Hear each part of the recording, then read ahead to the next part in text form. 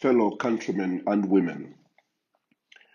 I would like to put it on record and express our deepest disappointment as the Movement for Multi-Party Democracy at the words that are coming from the Ministry of Health by the Minister himself and his spokesperson.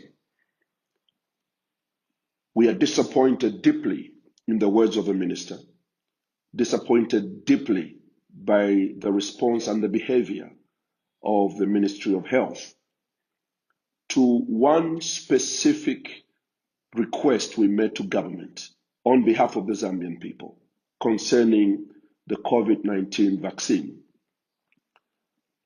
We do not belong to the group that says we should not accept any vaccines, but I do belong to the group that believes that anything that is given to the Zambian people must be fully verified and authenticated, not by America, not by Russia, not by Europe, but by Zambian scientists and doctors.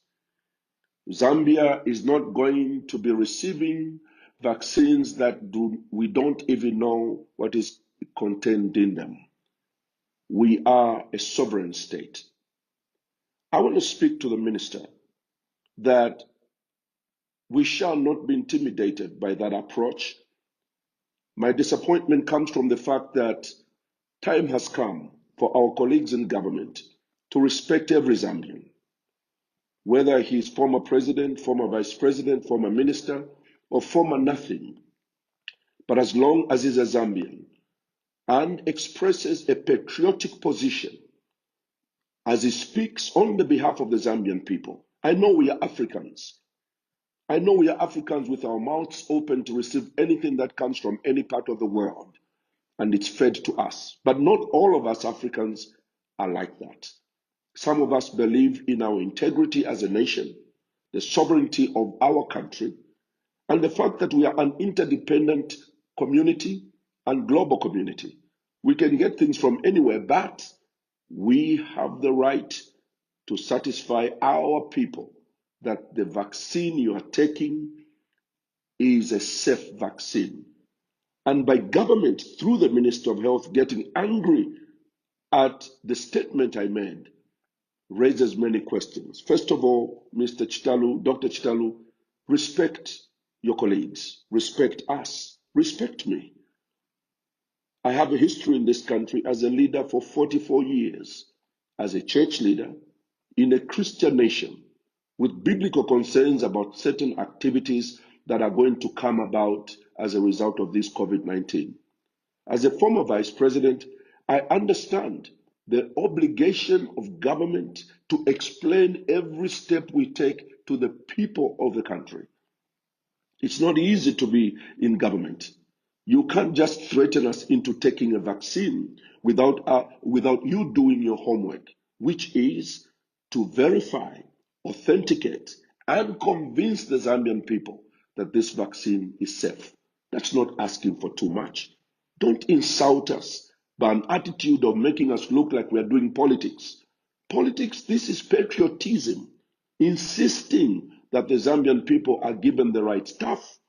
I mentioned in that video that the medicines we receive in Africa, most of it cannot even enter the borders of the United States, cannot enter the borders of Europe for consumption, because it's only made for the third world, substandard, and the minister knows that.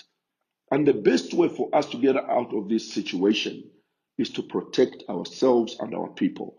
I gave an example about former President Levi Mwanawasa. When the GMO maize was on its way to Zambia, he felt uncomfortable about it being given to the Zambian people. In the middle of a drought, he rejected it because there was no legal framework within which to receive that donation. That is leadership. And we are asking for the same kind of leadership as we deal with the vaccine. It is important that this government convinces the Zambian people that it is a safe vaccine. I am not the one doing politics. Dr. Chitalu is the one doing politics. He has reduced me. He has reduced me to the level of somebody senselessly speaking about a certain subject. I ask for not too much from my young brother, Dr. Chitalu. I ask for respect. My history in this country is known. My commitment to this country is known. My ministerial credentials are known. My government credentials are known. My love for my country is known. I'm a Pan-Africanist who believes that Africa comes first and Zambia comes first, and the Zambians come first. We shall not dance to every song you play, Mr. Minister. If you want to poison us with a vaccine that you are not prepared to inspect, verify, then I'm afraid that some of us are going to oppose your direction. And I'm not saying we should not take the vaccine, but prove to us that it is safe. Just like Americans would not have taken that vaccine if their government did not work hard to convince them. Even now, a lot of Americans have refused to take it. A lot of Europeans have refused to take it. And so we have the right to ask the questions. This is a democracy and it's a sovereign state, and the decisions we make must be based on our sovereignty. I thank you.